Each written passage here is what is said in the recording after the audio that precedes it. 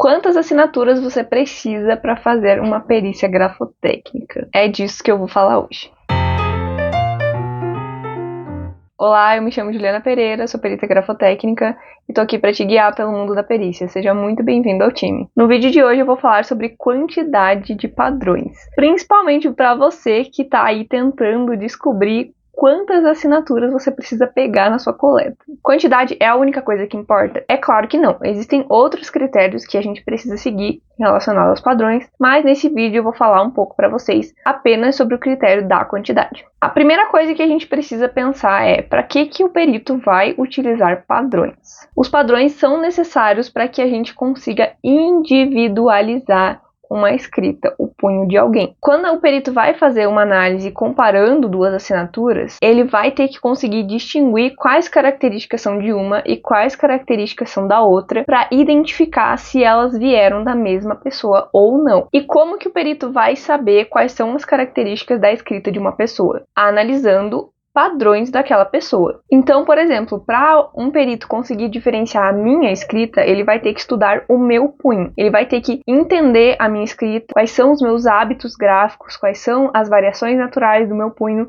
e por aí vai. E para isso o perito vai se utilizar de padrões que sejam autênticos. Então ele vai pegar vários padrões de uma pessoa, vai analisar aquilo para entender como é a escrita daquela pessoa, quais elementos vão individualizar o punho daquela pessoa, para depois ele comparar com outra assinatura e entender se essa outra assinatura veio daquela pessoa ou não. E qual é a quantidade recomendada de padrões? 40 a 60 exemplares. Então, quando você for fazer a sua coleta de padrões, você precisa coletar pelo menos 40 assinaturas. E claro, além das assinaturas da coleta, é importante que você também peça padrões naturais, porque não é só a quantidade que importa, existe também a questão de contemporaneidade. Como eu falei, quantidade não é o único requisito dos padrões e ele não tá sozinho. Beleza, eu falei pra você a quantidade de padrões que você precisa coletar. Mas além de você saber qual a quantidade recomendada, é muito importante que você entenda o motivo dessa recomendação. Não basta você simplesmente decorar que são 40 padrões, por exemplo, e você sair aplicando isso em todas as suas perícias. Eu quero que você entenda o porquê de 40 padrões, o porquê dessa quantidade, o que tem por trás desse quesito, porque não só ele, como qualquer outra coisa na perícia, o perito precisa entender o que tem por trás do exame. Perícia é raciocínio, então o perito precisa aprender a raciocinar todos os elementos e todos os passos que envolvem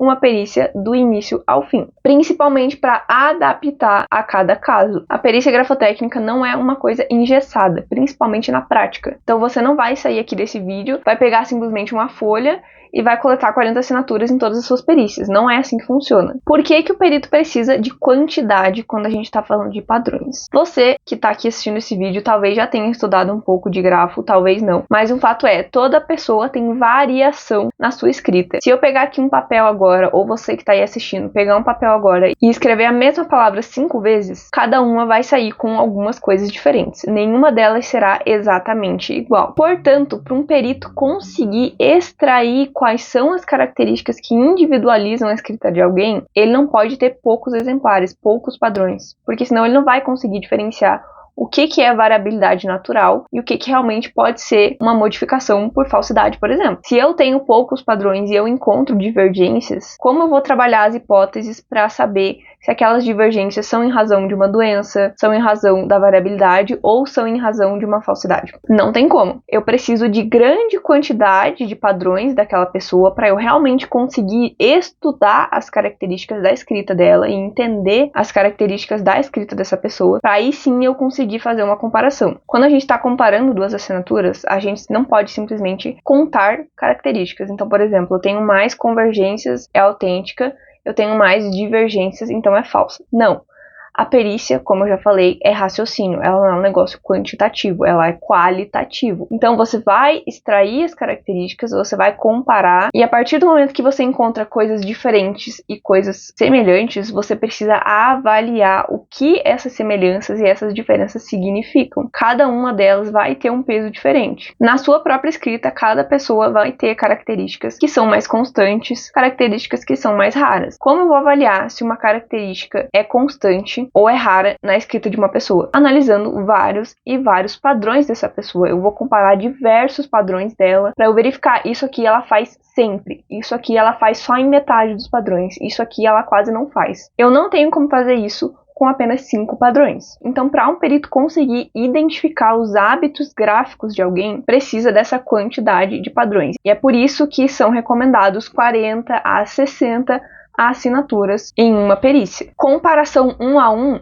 nem pensar. Um padrão, uma questionada, nem pensar. Simplesmente porque daquele padrão você não tem elementos suficientes para entender a escrita daquela pessoa. O que significa que você não tem elementos suficientes para comparar com outra escrita e dizer se elas são da mesma pessoa ou não. Então, quando a literatura recomenda essa quantidade de padrões, não é à toa. Por trás do exame grafotécnico existe toda uma metodologia científica que deve ser seguida à risca. Procedimento que deve ser seguido ao máximo pelo perito. Por quê? Porque a metodologia existe justamente para que a gente consiga evitar ao máximo erros na nossa conclusão e no nosso exame. Então, para a gente conseguir diminuir ao máximo a quantidade de erros em uma perícia, nós precisamos seguir a metodologia científica mais aceita atualmente. Inclusive, isso é um dos requisitos do Código de Processo Civil, que deve estar no laudo do perito. Eu já falei disso em um vídeo, vou deixar aqui nos cards e na descrição. E dentro dessa metodologia, temos essa recomendação doutrinária de 40 a 60 assinaturas, pelos motivos que eu expliquei aqui para vocês. O perito precisa de quantidade para conseguir estudar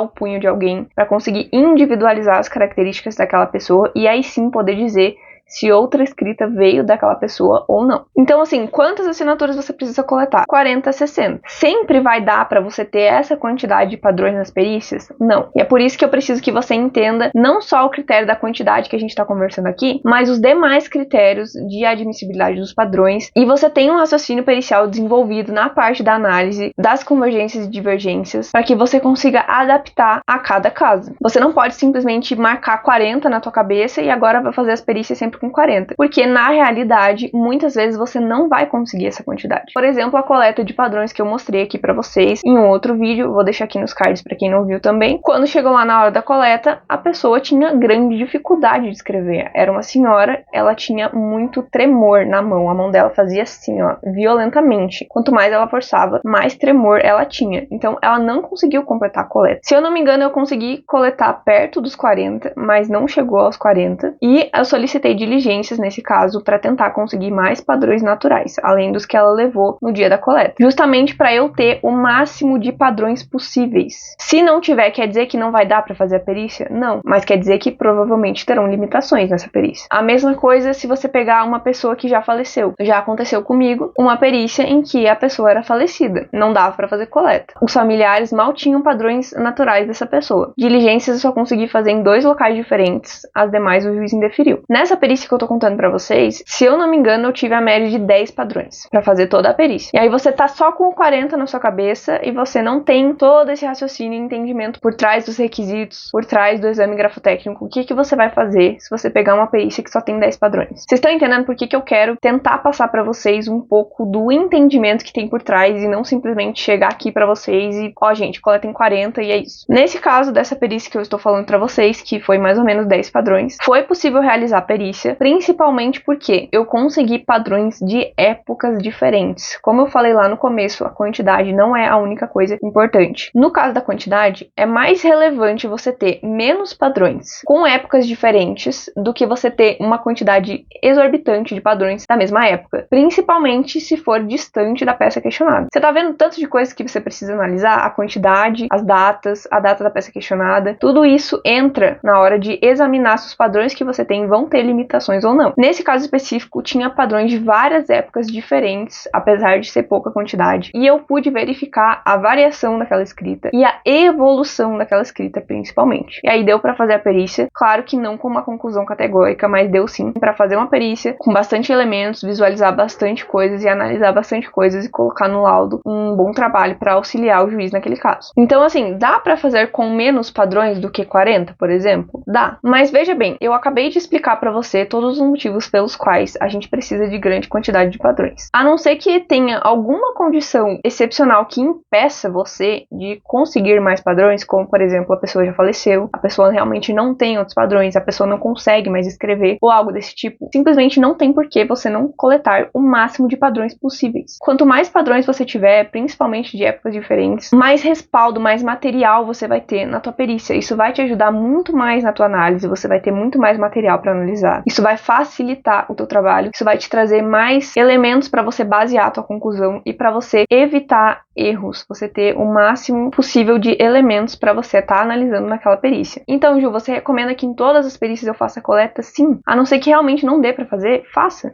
Se depois lá, quando você for fazer os critérios de admissibilidade dos padrões, tiver algum que você não puder usar, beleza, você exclui. Mas na hora das diligências, na hora de você buscar padrões, busque o máximo possível. Isso não vai te prejudicar em absolutamente nada, pelo contrário, só vai te ajudar. Simplesmente não tem motivo nenhum para você fazer uma perícia com poucos padrões, que vai dificultar muito o teu trabalho e vai aumentar muito, mas muito a chance de erro na tua conclusão. Então, principalmente você que está começando e tem medo de errar, siga o máximo possível a metodologia. Ela tá ali, como eu já falei, para isso, para te ajudar a evitar os erros. E claro, cada caso é um caso. Eu dei esse exemplo dessa perícia que eu fiz com 10 padrões. Significa que todos os casos, por exemplo, de periciantes que já são falecidos, vai dar para fazer com 10 padrões? Não, não significa. Eu não tô aqui querendo te incentivar a fazer uma perícia com 10 padrões. Que fique bem claro isso. Toda vez que você for fazer uma perícia que tenha uma quantidade menor de padrões, ou que tenha padrões que não se encaixam completamente nos critérios de admissibilidade, você vai precisar considerar as limitações dos seus padrões e verificar até que ponto isso vai prejudicar a tua perícia e até que ponto você vai poder concluir alguma coisa naquele seu trabalho. E esse, claro, é só um dos pontos que envolvem os padrões quando a gente fala de perícia grafotécnica. E é por isso que eu falo que perícia é raciocínio. Você precisa raciocinar desde a etapa em que você pega o processo, você recebe a tua nomeação, você pega aquele processo para dar o aceite, você vai analisar aquele processo, aquele caso, você já tem que estar raciocinando desde esse momento. Então já tenha na sua mente que perícia não é uma coisa engessada, não é uma coisa simplesmente 2 mais 2 é 4. Existem muitos fatores envolvidos na análise de uma assinatura e de outros escritos, e todos eles você deve considerar como perito, deve avaliar como isso vai impactar o seu trabalho